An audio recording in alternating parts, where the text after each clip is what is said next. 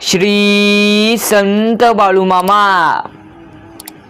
आज देव तुला म्हणत आहे, तू प्रत्येक वेळी तुझ्या जीवनामध्ये प्रत्येक वेळी क्षणोक्षणाला काळजी करत आहेस. तू कोणत्या गोष्टीचा जास्त विचार करत आहे मला ठाऊक आहे. मी कोण आहे तू हे लक्षात ठेव. अरे माझ्यासाठी फार कठीण काही नाही. मला तुझे दुःख, तुझ्यावर कोणते संकट येत आहे मला सर्व ठाऊक आहे. बाळा, तुझ्या आयुष्यामध्ये तुला मी सर्व काही चांगलं करत आहे हे लक्षात ठेव. तुला दिसत नसले तरी मी तुझ्यासाठी काहीतरी मोठे नियोजन करून ठेवले आहे. तुझे आयुष्य सुखकर होण्यासाठी मी खूप काही प्रयत्न करून ठेवले आहे. तुला जर मामांचा आशीर्वाद प्राप्त करून घ्यायचा असेल तर आज हा व्हिडिओ शेवटपर्यंत जरूर ऐक.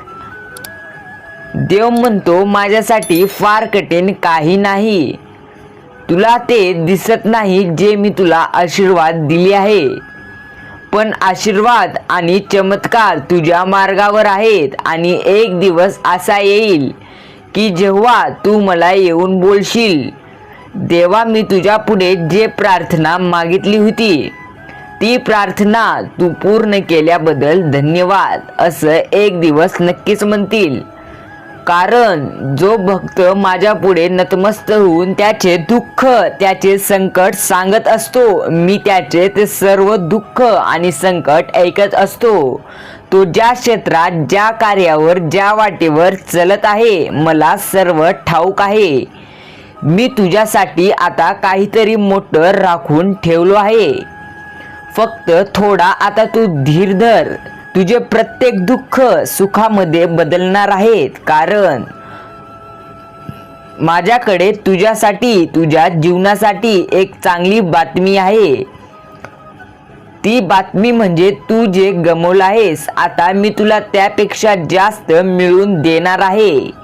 फक्त थोडा धीर धर. तू सर्व काही तुझं नीट होणार आहे. सर्व काही एक होणार आहे. धीर धरून प्रत्येक क्षेत्रात काम कर आणि धीर धरून थोडा वेळ काढून हा व्हिडिओ ऐक. देव म्हणतोय, तू प्रत्येक काल मला दुर्लक्ष करू नको. माझे संदेश, माझे वाक्य जो भक्त लक्षपूर्वक ऐकतो मी त्याच्या पाठीशी नेहमी असतो. जर का तू आजचा हा माझा संदेश दुर्लक्ष करशील तर नक्की तुझ्या आयुष्यात येणारी अडचण जी असतात ते अडचण कसे पार करावे तुला हे समजणार नाही.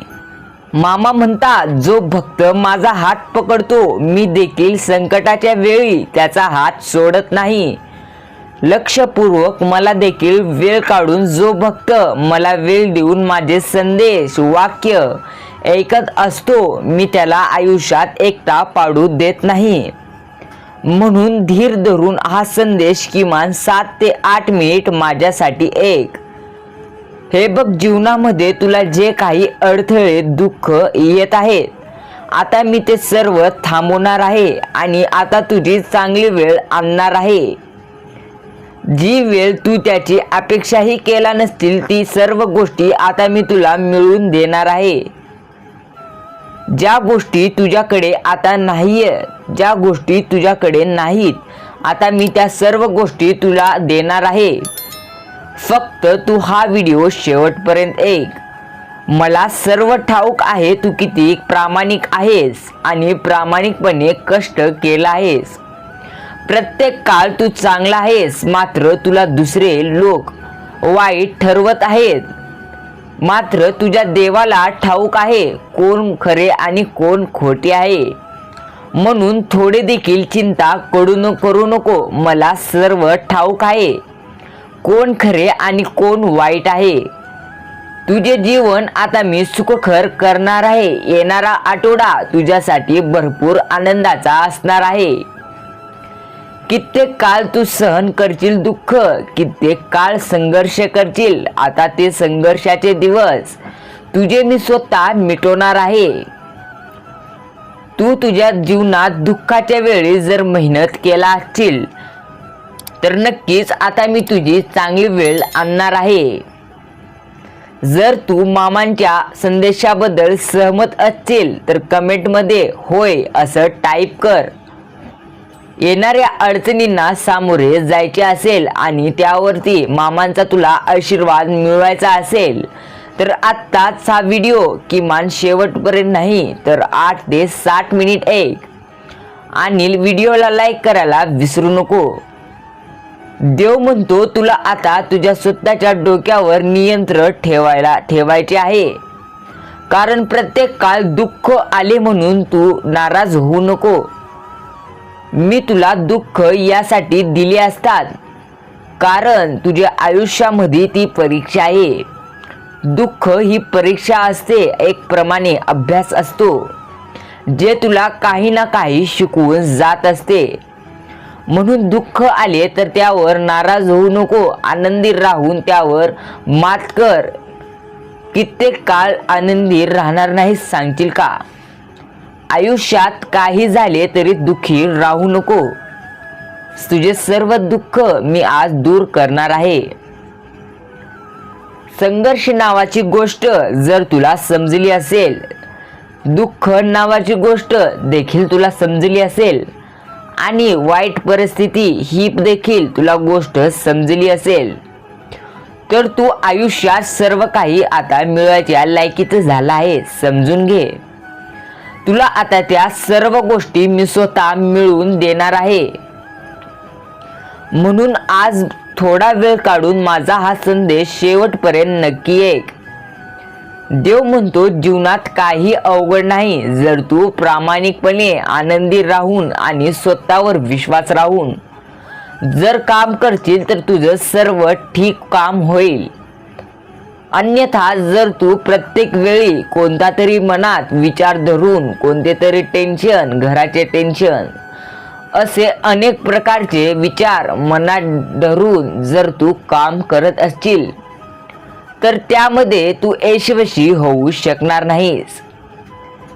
देव म्हणतो जे काम करत आहेस ते अगदी मन लावून कर.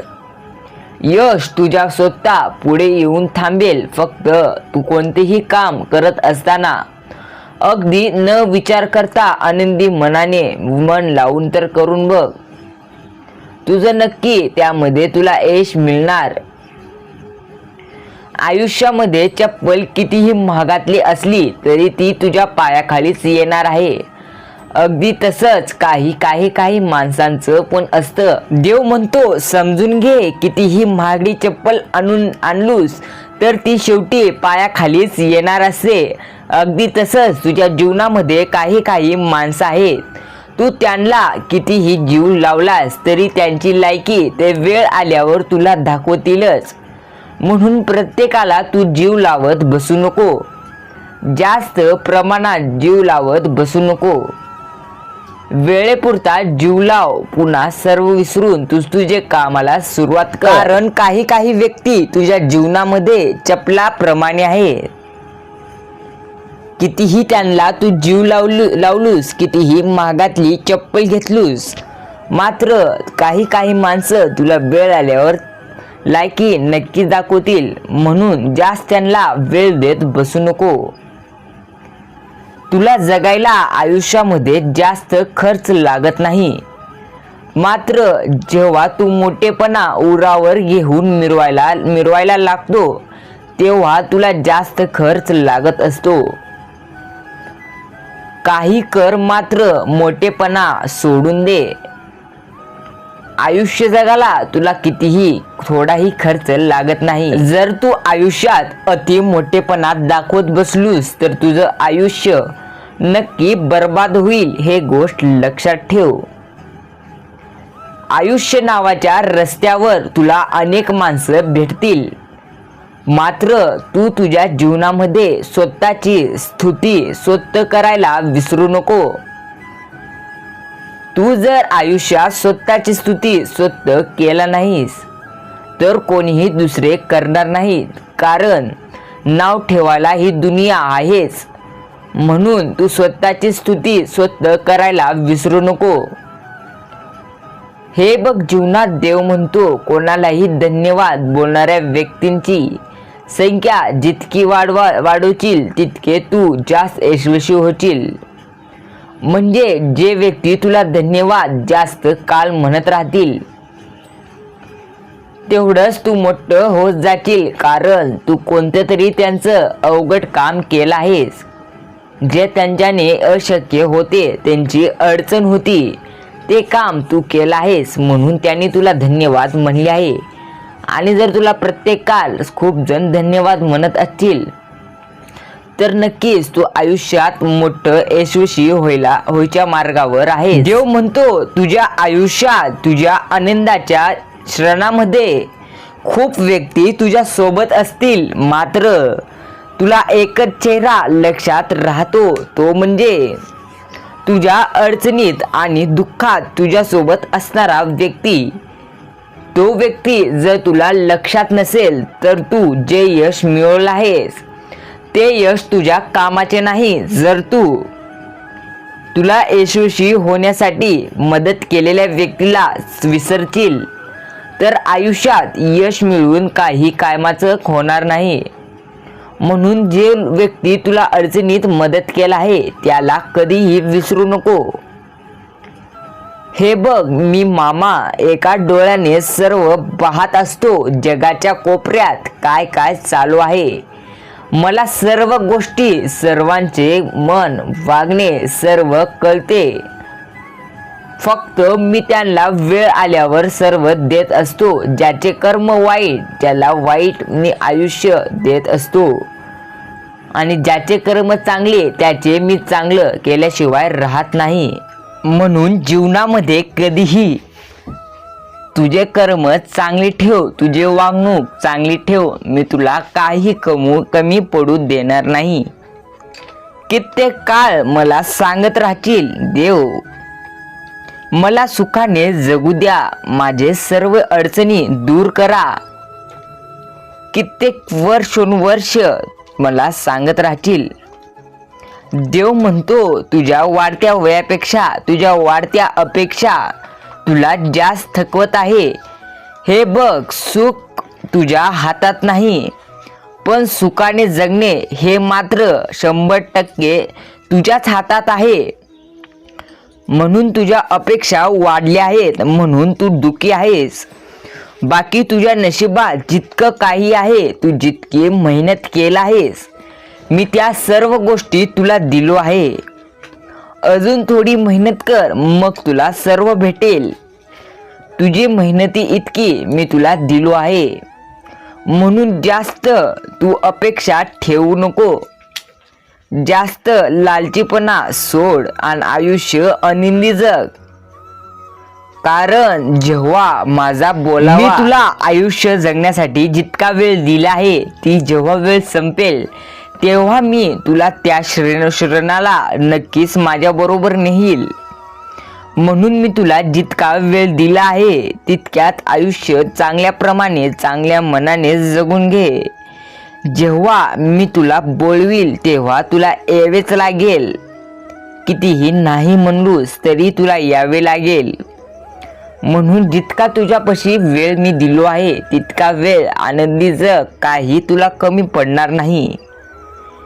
जर तू प्रयत्न करून देखील तुझ्या आयुष्यात अडथळे येत असतील तर त्या अडथळ्यांना बेहून एका जागी बसू नको.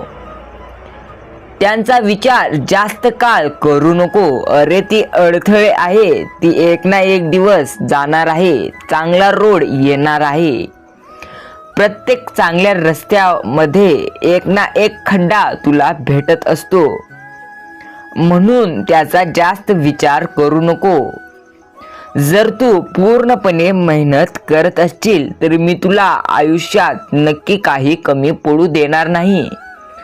उशिरा देईन, मात्र तुझ्या अपेक्षापेक्षा मी तुला जास्त देईन जेव्हा तू अटूट मेहनत त्यासाठी करशील. म्हणून जास्त विचार करत बसू नको. हे बघ, आयुष्य ही एक अशी ट्रेन आहे जी जन्मापासून मृत्यूपर्यंत आणि सुख दुःखाच्या अनेक स्टेशनवर थांबत असते.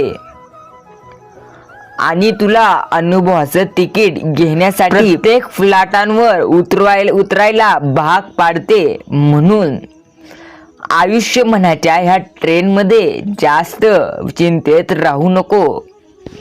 जिथे ज्या स्टेशनवर तुला उतरवायचे आहे, जिथे मी तुला स्टेशनवर ज्या ठिकाणी उतरवायचे आहे, तुला तिथे उतरावंच लागेल आणि अनुभव हा घ्यावाच लागेल. जास्त चिंता करशील तर आयुष्य नक्की बर्बाद होईल. देव म्हणतो कित्येक काळ दुसऱ्यांना समजवत राहशील. कोण चुकीचं कोण वाईट, त्याचे वागणे त्याचे मन.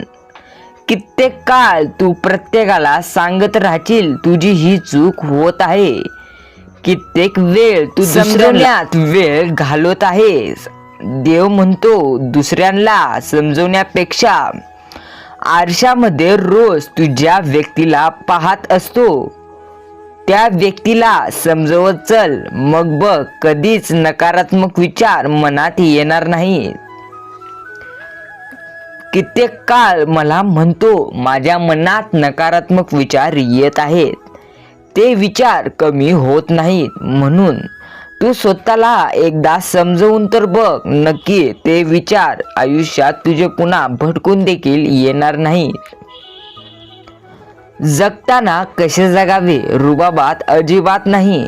रुबाब नावाची एक गोष्ट, नावाचा एक शब्द हा तुझ्या जगण्यात नाहीतर कामात लागतो. नवीन कपडे घालून रुबाब नाही दाखवता येत.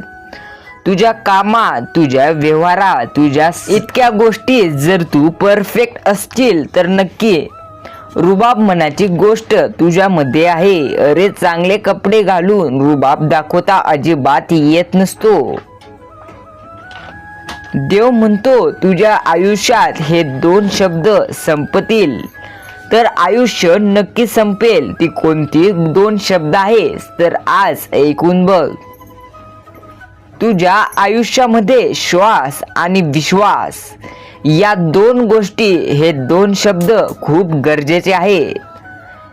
जर श्वास मनाचा शब्द गोष्ट संपला तर तुझ्या जीवनाचा अंत होईल आणि विश्वास संपला की नात्याचा अंत होईल. म्हणून ह्या दोन गोष्टी जर तुला समजल्या तर तू आयुष्यात कुठेच कमी पडणार नाहीस.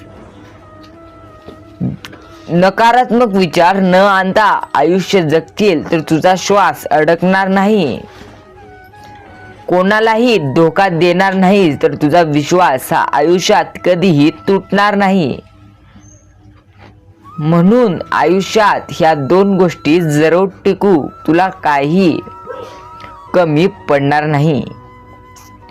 देव म्हणतो पाठीमागे धावायचे असेल तर कशाच्या धावायचे. तू आयुष्यात पैशाच्या मागे धावूच नको, पण स्वप्न पाहून ती पूर्ण करण्याचा प्रयत्न कर. जर तू प्रयत्न केलास तर त्याद्वारे पैसा कमवणे अजिबात वाईट नाही. मात्र केवळ स्वप्न पाहून काहीही होत नाही. ती पूर्ण करण्यासाठी तुला योजना हवी, मग तुला मार्ग आपोआप सापडेल. देव म्हणतो तुझ्या आयुष्यात ताकद केव्हा होते, जेव्हा तू झेपणाऱ्या गोष्टी करत गेलोस, तेव्हा त्यांना पेलण्याची आणि तोलण्याची ताकद तुझ्यामध्ये आपोआप निर्माण होत जाते. म्हणून ज्या गोष्टी तुला झेपतात, ज्या गोष्टी तुला कराव्या वाटतात, त्याच गोष्टीच्या मागे धाव. इतर कोणत्याही गोष्टीच्या मागे धावू नको. तसे केलास तर आयुष्यात काही करू शकणार नाहीस. जी तुझी कला आहे, ज्या क्षेत्रात तुला आनंद वाटतो आणि त्यामध्ये तू एकदम परफेक्ट आहेस, त्या क्षेत्रात मेहनत करायला मागे हटू नको. कारण मी तुला त्यासाठी बनवले आहे. तुला त्यामध्ये थोडी मेहनत करून तुझे फळ तुला मिळवायचे आहे, एवढेच बाकी आहे. फक्त तू हार मानू नको. मी प्रत्येकाला कोणती ना कोणती कला दिली आहे, तुला देखील दिली आहे. तुझी कला तुला समजली नसेल तर नक्की आता समजून घे, नाहीतर पुन्हा अवघड होईल. देव म्हणतो वेळ येण्याची वाट बघ, तुझं सर्व नीट होईल. कारण जेव्हा पाण्याने भरलेला असतो तेव्हा मासे किड्यांना खात असतात, मात्र तलावातलं सर्व पाणी संपून जातं. जेव्हा तलाव कोरडं पडतं तेव्हा किडे माशांना खात असतात. देव प्रत्येकाला संधी देत असतो, प्रत्येकाला संधी मिळत असते. फक्त वेळेची तुला वाट पाहावी लागेल. ती वेळ नक्कीच येईल, थोडा उशीर लागेल, मात्र तुझी वेळ नक्कीच येईल. देव म्हणतो आयुष्यात सत्य जाणून घेण्याचा खटोपच केव्हा करत असतो तुला ठाऊक आहे का? तू आयुष्यात सत्य जाणून घेण्याचा खटोपट एकाच कारणामुळे करत आहेस. कारण संशयाने तुझ्या समजूतदारपणाची वाट अडवली आहे, म्हणून तू सत्य जाणून घेण्याचा खटाटोपच करत आहेस. तुझ्या आयुष्यातील अनेक दुःख संकट तू स्वतः निर्माण करत असतो. त्यांना सामोरे जाण्याची स्वतः हिंमत ठेव. जर तू प्रत्येक वेळी मला संकट पार पाडण्यासाठी बोलवशील तर मी अजिबात येणार नाही. कारण आयुष्य तुझे आहे. तुला देखील मी संधी दिली आहे ती संकटांना सामोरे जाण्याची. बाकी जर तू मेहनत करशील आणि तू खरा असशील तर मी स्वतः ती संकट तुझे नष्ट करेन. मात्र तू तुझ्या आयुष्यात बारके देखील संकट स्वतः त्यांना सामोरे जायला शिकणार नाहीस तोपर्यंत मी तुझे संकट अजिबात दूर करणार नाही. म्हणून तुझे संकट 1-2 वेळा तू स्वतः त्यांना सामोरे मला जाऊन दाखव. मग मी स्वतः तुझे सर्व संकट दुःख एकदमपणे नष्ट करून टाकेल. विश्वासाने आणि शांत मनाने जर हा संदेश तू पूर्ण ऐकला असशील तर नक्की तुला येत्या आठवड्यामध्ये मामांचा चमत्कार पाहायला मिळेल. जितक्या या गोष्टी तू या व्हिडिओमधून संदेशाद्वारे समजून ऐकून घेतला आहेस ते आयुष्यात नक्की तुला उपयोगी येणार आहेत. भेटूया असंच एका नवीन संदेशासह. श्री संत सद्गुरू बाळूमामा यांच्या नावानं चांग भलं.